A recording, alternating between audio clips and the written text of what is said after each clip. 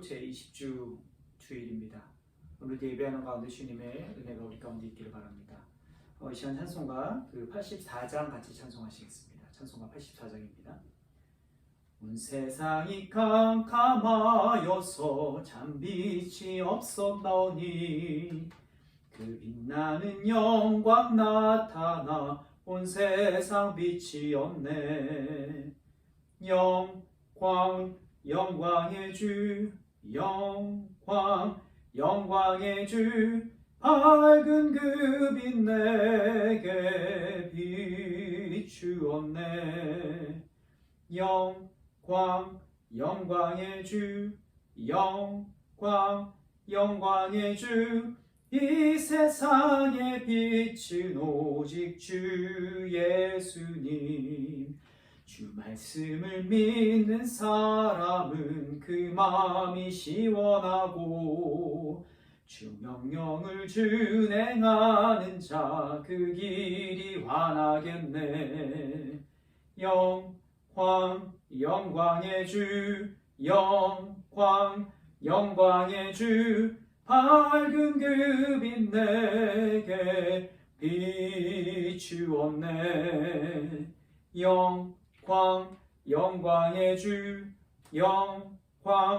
영광의 주, 이 세상의 빛은 오직 주 예수님.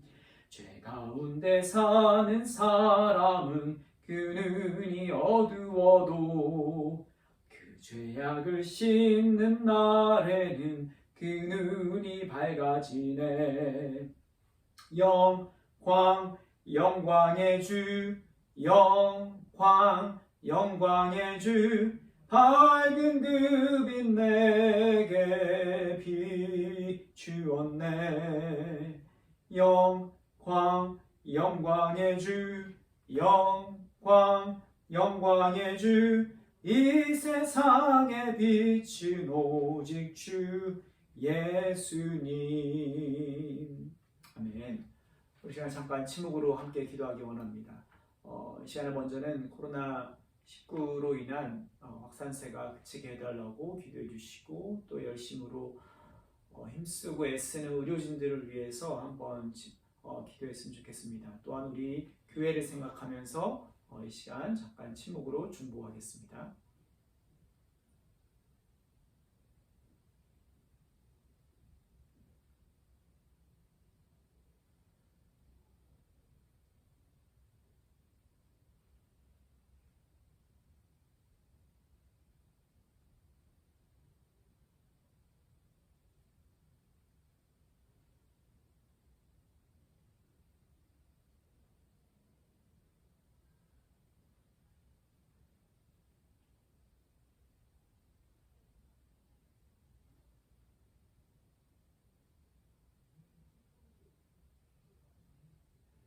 사도신경 하시겠습니다. 전능하사 천지를 만드신 하나님 아버지를 내가 믿사오며 그 외아들 우리 주 예수 그리스도를 믿사오니 이는 성령으로 잉태하사 동정녀 마리아에게 나시고 본디오 빌라도에게 고난을 받으사 십자가에 못 박혀 죽으시고 장사한 지 4일 만에 죽은 자 가운데서 다시 살아나시며 하늘에 오르사 전능하신 하나님 우편에 앉아 계시다가 저희로서 산자와 죽은 자를 심판하러 오시리라. 성령을 믿사오며 거룩한 공예와 성도가 서로 교통하는 것과 죄를 사해 주시는 것과 몸이 다시 사는 것과 영원히 사는 것을 믿사옵나이다. 아멘. 네, 오늘 함께 나눌 말씀은 마가복음 9장 42절부터 48절입니다. 마가복음 9장 42절부터 48절입니다. 제가 봉독해 올립니다. 또 누구든지 나를 믿는 이 작은 자들 중 하나라도 실족하게 하면 차라리 연자맷돌이 그 목에 매여 바다에 던져지는 것이 나으리라. 만일 내 손이 너를 범죄하게 하거든 찍어버리라. 장애인으로 영생에 들어가는 것이 두 손을 가지고 지옥 곧 꺼지지 않는 불에 들어가는 것보다 나으니라. 만일 내 발이 너를 범죄하게 하거든 찍어버리라. 다리 저는 자로 영생에 들어가는 것이 두 발을 가지고 지옥에 던져지는 것보다 나으니라. 만일 내 눈이 너를 범죄하게 하거든 빼버리라.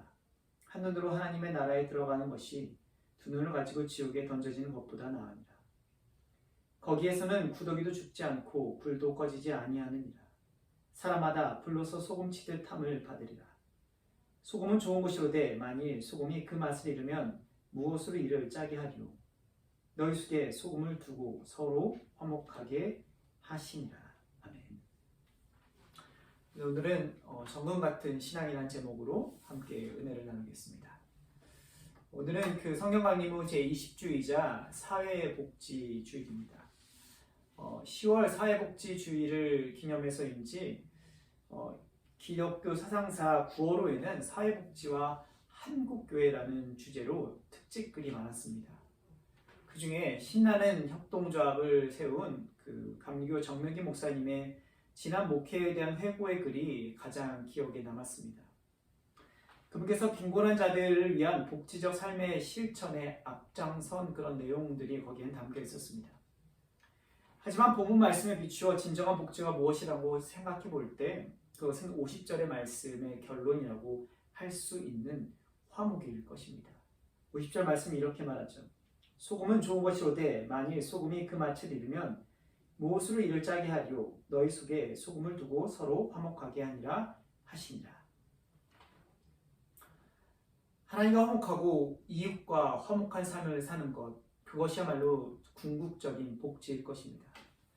그러나 화목은 갈수록 어려운 일이 되어가고 있습니다. 코로나 이후 세계는 더 양극화로 치닫고 있고 이 양극화 현상은 이 한국에만 국한된 그런 현상이 아니라 전 세계적인 현상입니다. 그렇기 때문에 넷플릭스의 오징어 게임과 같은 그 드라마가 전 세계 많은 이들에게 공감을 살 수 있었던 이유이기도 합니다. 양극화뿐만이 아니죠. 세대, 인종, 지역 갈등은 교회 안, 교회 밖으로 지금도 지속적으로 일어나는 일입니다.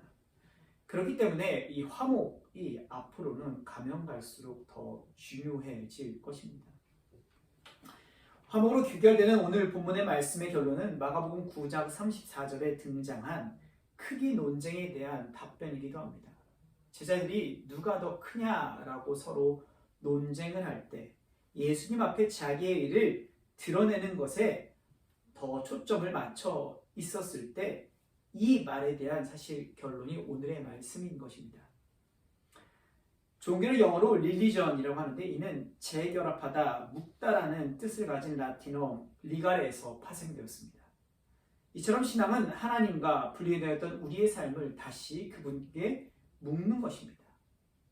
나뭇가지 하나를 나무에 접붙일 때도 많은 시간이 걸리는 것처럼 우리 인생이 하나님께 온전히 접붙여지려면 많은 시간이 소요될 수밖에 없습니다.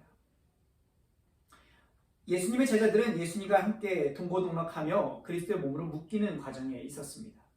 그럼에도 그들이 집중하고 있었던 것은 크고 높은 곳에 올라가기 위한 싸움이었습니다. 성경 이야기는 그렇게 전개되지 않지만 만약 이 제자들이 예수님 십자가 달리는 그 순간까지 누가 더 높으냐, 누가 더 크냐에만 집중하고 있었다면 어떻게 됐을까요? 아마 이들은 서로 함께 지나기가 힘들었을 것입니다. 제자들 안에는 소외되는 약제가 발생했을 것이고 과도한 경쟁으로 통해 스스로를 다치고 지치게 만들었을 것입니다. 과도한 경쟁은 언제나 소외되는 사람을 만듭니다. 그리고 그것을 통해 사람을 낙오시키고 제외시킵니다. 그렇게 오늘 예수님의 말씀을 사뭇 의미심장하죠. 42절입니다. 또 누구든지 나를 믿는 이 작은 자들 중에 하나라도 실족하게 하면 차라리 연자맷돌이 그 목에 매여 바다에 던져지는 것이 나으리라. 엄중한 말씀입니다. 하지만 안타깝게도 종종 신앙 공동체 안에서도 경쟁으로 인해 소외되는 사람들이 생겨나곤 합니다. 그럼에도 우리가 항상 기억해야 되는 것은 우리는 모두 그리스도 안에서 하나 된 지체, 한 몸으로 묶인 지체라는 사실입니다. 보통의 사람들은 서로 높아지기 위해 더 높은 자리로 올라가기 위해 서로를 짓밟고 사람을 도구화하지만 예수를 따라 살기로 결정한 우리는 높아지려 하기보다 화목하기에 더 힘써야 합니다. 42절 이후 들리는 예수님 말씀은 너무나 무서울 정도로 도전적 메시지를 하십니다. 43절부터 44절 한번 보겠습니다. 만일 내 손이 너를 범죄하게 하거든 찍어버리라. 장애인으로 영생에 들어가는 것이 두 손을 가지고 지옥 곧 꺼지지 않는 불에 들어가는 것보다 나으니라. 만일 내 발이 너를 범죄하게 하거든 찍어버리라.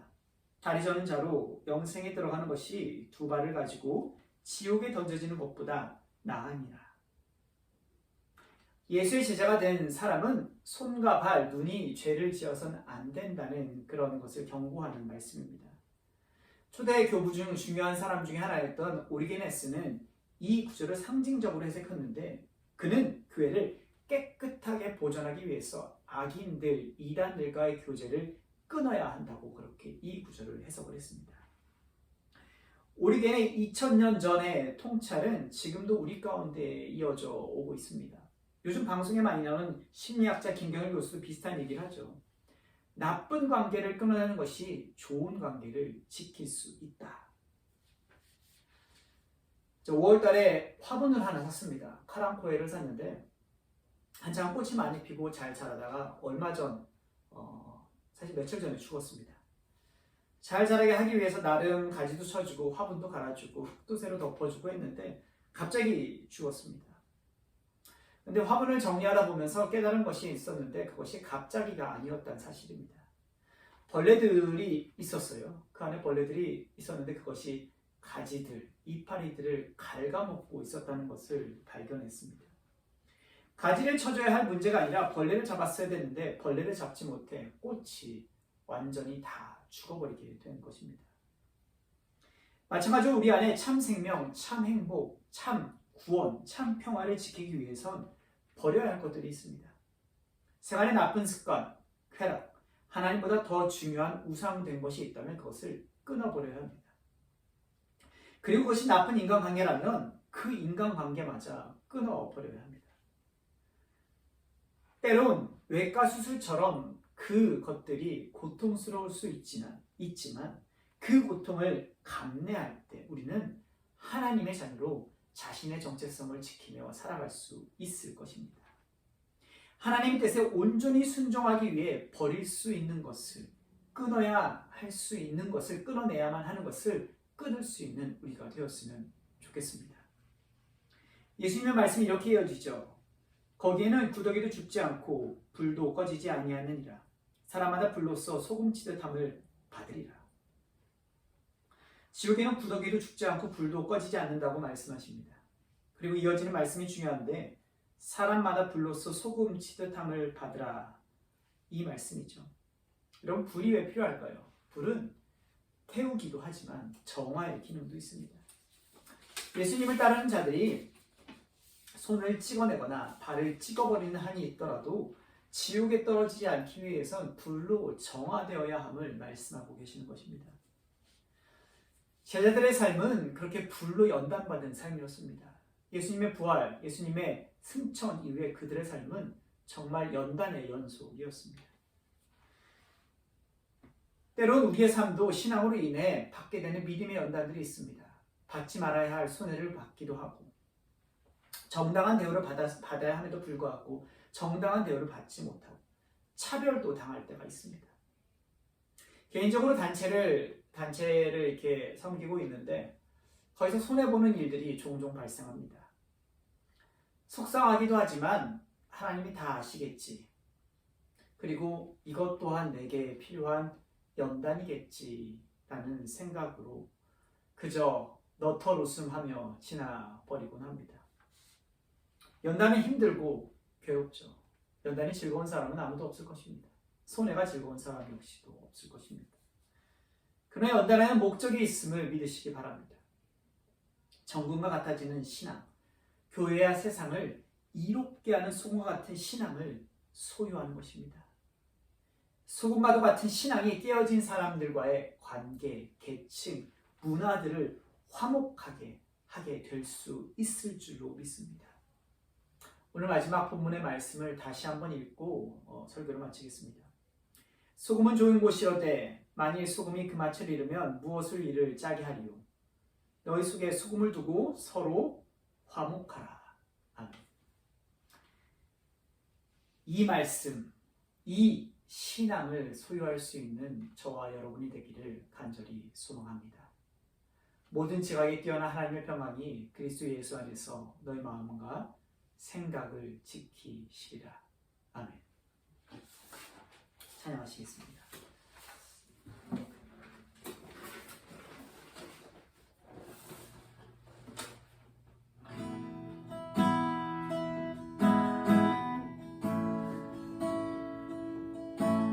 주가 보이신 생명의 길, 나 주님과 함께 상한 마음을 들이며 주님 앞에 나가리. 나의 의로움이 되신 주, 그 이름 예수. 나의 길이 되신 예수.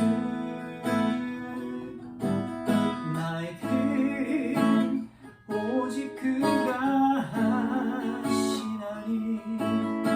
나를 단련하신 후에 내가 정금같이 나오리라. 주가 보이신 생명의 길, 나 주님과 함께 상한 마음을 들이며 주님 앞에 나가리. 나의 의로움이 되신 주, 그 이름 예수. 나의 길이 되신 예수. 나의 길 오직 그가 하시나니. 나를 단련하신 후에 내가 정금같이 나오리라. 나의 길 오직 그가 하시나니. 나를 단련하신 후에 내가 정금같이